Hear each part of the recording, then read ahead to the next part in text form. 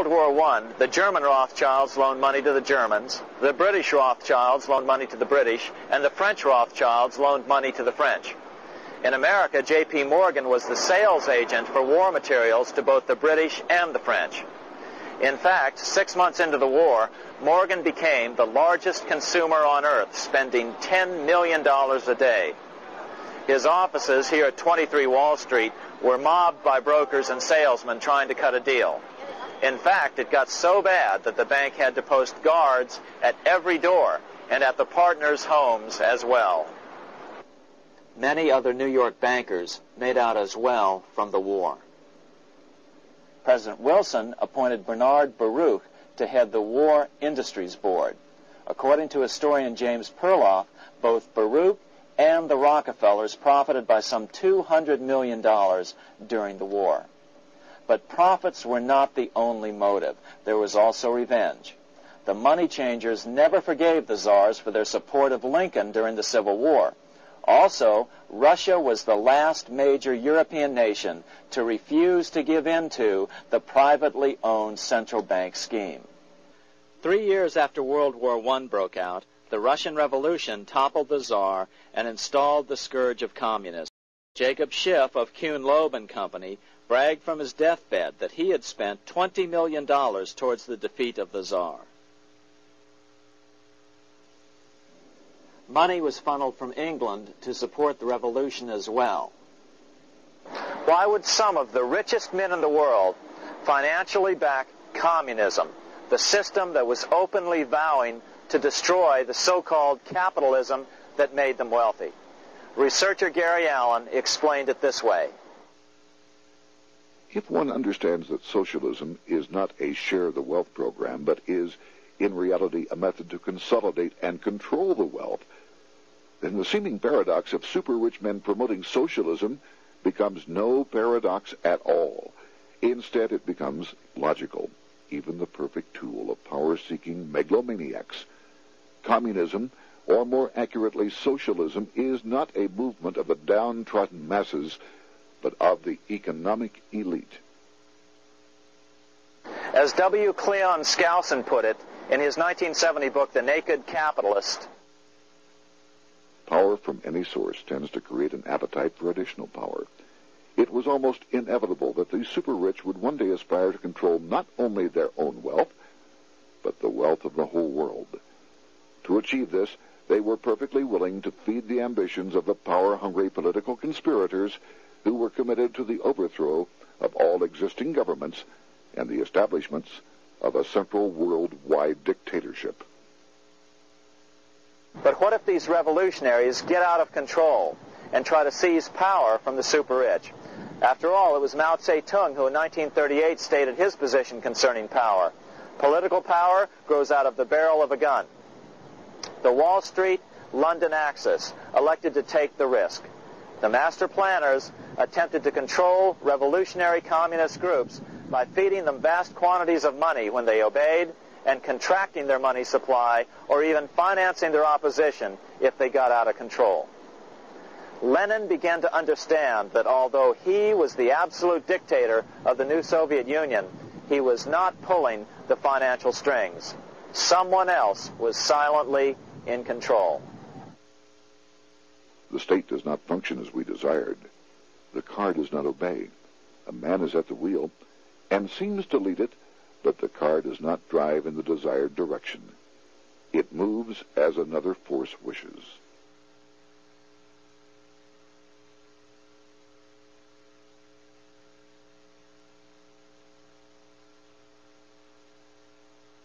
Who is behind it?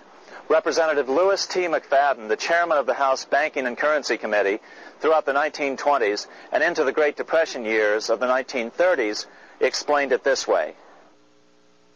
The course of Russian history has indeed been greatly affected by the operations of international bankers.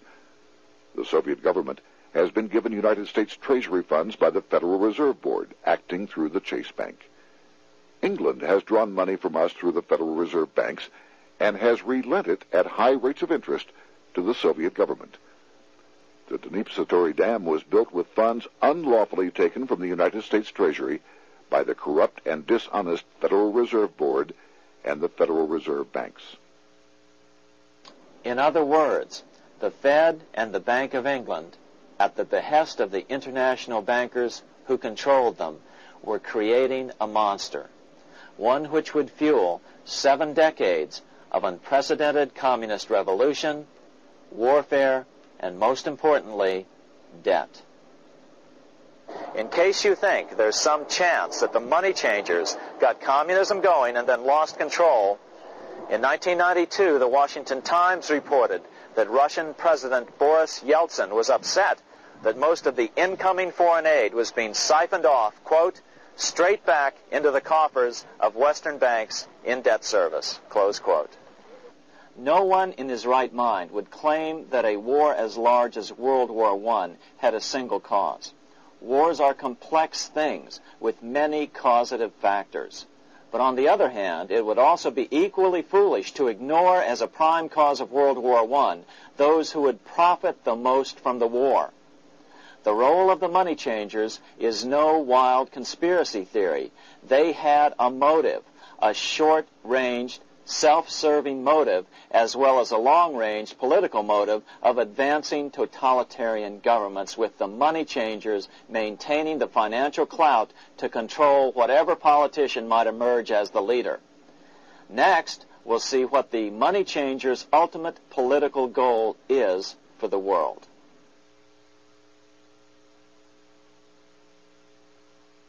Shortly after World War I, the overall political agenda of the money changers began to be clear. Now that they controlled national economies individually, the next step was the ultimate form of consolidation, world government. The new world government proposal was given top priority at the Paris Peace Conference after World War I. It was called the League of Nations. But much to the surprise of Paul Warburg and Bernard Baruch, who attended the peace conference with President Wilson, the world was not yet ready to dissolve national boundaries. Nationalism still beats strong in the human breast. For example, Lord Curzon, the British Foreign Secretary, called the League of Nations a good joke, even though it was the stated policy of the British government to support it. To the humiliation of President Wilson, the U.S. Congress wouldn't ratify the League either. Despite the fact that it had been ratified by many other nations, without money flowing from the U.S. Treasury, the League died. After World War I, the American public had grown tired of the internationalist policies of Democrat Woodrow Wilson. In the presidential election of 1920, Republican Warren Harding won a landslide victory with over 60% of the vote. Harding was an ardent foe of both Bolshevism and the League of Nations. His election, which opened a 12-year run of Republican presidents in the White House, led to an unprecedented era of prosperity known as the Roaring Twenties. Despite the fact that the war had brought America a debt 10 times larger than its Civil War debt, still the American economy surged.